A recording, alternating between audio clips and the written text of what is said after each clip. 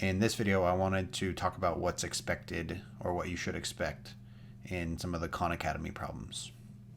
So in this first group of problems, the Polynomials Intro problems, it's asking you these types of problems. So it says, pick the expression that matches this description. A third degree binomial with a constant term of 8. So third degree, that's referring to the exponent. Binomial is referring to the number of terms. And we know a constant term means that it's just the number by itself. So we should have something with two terms with a 3 in the exponent and a constant term of 8. So this has 3 terms, this has 3 terms. So they're hoping, I think, that you would mix up the degree with the number of terms. And so we see that it's a third degree here, constant of 8, so that would mean that would be our answer there. In the second type of question, it's going to ask you which polynomials are in standard form. So standard form, remember, means that our polynomials decrease in degree. So they go from highest degree to lowest degree. So in A, we have 3z to the first minus 1 times z to the 0. So it's going down. So that's in standard form. And again, this one says all that apply. This is like as x to the 0. This is x to the first, x to the second. So that one's actually going up. So it's not going to be this one. This goes from, from 5 to 2 to 1 to 0. So that one works. And clearly it's not none of the above because some of them worked. So it would be those two problems. And then in that same question group, it's going to ask you to just flat out say, what is the degree? So remember, the degree is not always the first term. It's the highest exponent. So in this case, the highest exponent is a 3. So the degree would be 3. All right. So the next group that you're going to look at, the next problem sets that you're going to be doing is add and subtract polynomials. Now, the key thing that you need to remember is in subtraction, order matters. It does not have the commutative property. So a plus b, or a plus b and b plus a are the same, whereas a minus b and b minus a are not the same. So you have to pay attention to that. Now, when it's asking you to subtract, it says subtract 4p squared. So it says subtract 4p squared minus 9p plus 11 from p squared minus 5p plus 4.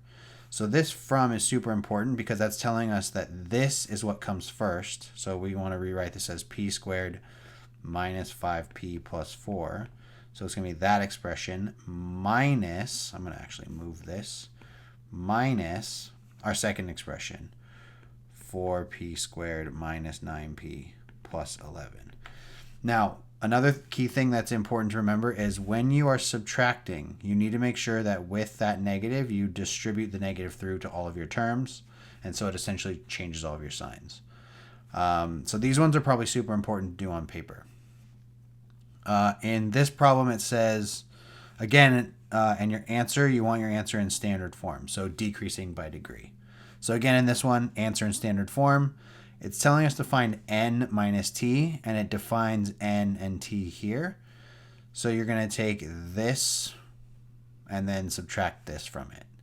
So it's going to be negative 3a squared plus 2a minus 5, all of this minus negative 2a squared plus a plus 6. And again, distribute your negative through. Okay, so that's the key thing when subtracting. Both of these problems that I'm looking at right here are subtraction, but you will have some addition as well. So like if it said n plus t, you would just take this plus this. You'd basically just be combining like terms. Multiplying binomials. So you guys remember how to multiply binomials. Remember, to multiply binomials, you essentially just use distributive property, or if you prefer the box method, right, you can make your box and then you would say 6x and then plus 1 and then 1 and negative 3x, and you'd multiply that way. Or you could just distribute those in. So 6x times 1, that's 6x. 6x times negative 3x is negative 18x squared. And then you can go and take your 1 and distribute through. So 1 times 1 is 1. 1 times negative 3, x is negative 3x. And then you would combine your like terms, and also it wants your answer in standard form. So the first term that in your answer should be the negative 18x squared. And then you have the 6x minus 3x. So that's going to be, let me get rid of that, is going to be 3x and then plus 1. Okay. Factoring quadratics. In the Factoring Quadratics intro, most of the problems are just normal factoring, but you will come across some of these types of problems every once in a while. And basically what it's asking you to do is, this represents the area. We know that the width is x minus 5, and we're asked to find the length. And when you're finding area of a rectangle, we know that it's going to be length times width. This is the length. The length is going to end up being another binomial, because when you multiply two binomials, you end up with a quadratic trinomial like this. So we have to figure out what that binomial is. And you know that one of your factors is x minus 5, so you basically have to figure out your other factor. So the way that we would do that is just normal factoring, and you can go through and factor that way. Okay. And then this last one, it's factoring quadratics by grouping. So this is the one, again, where the leading coefficient is not 1. So you cannot jump straight into your groups. So you have to go through and do the product, right? You'll do the multiplication and all of that. Now, I chose this one because this is a situation sort of like that last problem that we did in my tips and tricks video for the factoring, where the leading term is negative. So the first thing you want to do in these kinds of problems is factor out a negative. So you're going to pull out a negative, and then you're going to go through the process of factoring. So it's going to be 7x squared, changing all the signs because you're pulling out the negative. So plus 24x plus 9. And then you're going to go through and factor. So we're looking for two numbers that multiply. So you take, remember, the 7 and the 9, multiply those. What's 63? And then 24. That's going to be actually 3 times 21. Now remember, we can't just jump to this. It's not just x plus 3, x plus 21, right? We can't just use these because the leading coefficient is not 1. So you can't just jump to that.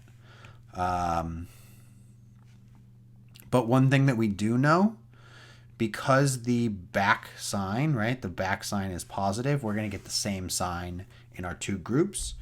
And because that middle sign is positive, we know we're going to end up with a plus and a plus in this whole thing. And then you would just go through and rewrite your product like this. So 3x plus 21x plus 9. Split your terms, factor by grouping. Don't forget you have this negative out in front. Okay, so that's what you should expect from these different Khan Academy exercises. In this factoring by grouping, not all of them are going to have a negative out in front. I just wanted to kind of refresh your memory on what happens if you do have something like that. So good luck, and factoring and these polynomial things are super important, which is why I wanted us to really get some good practice on these. And I wanted you guys to do these Khan Academy because it gives you some immediate feedback, which you don't necessarily get as much through textbook work. So really, please take this seriously when going through these. And if you have any questions, feel free to reach out. Okay? Good luck with everything.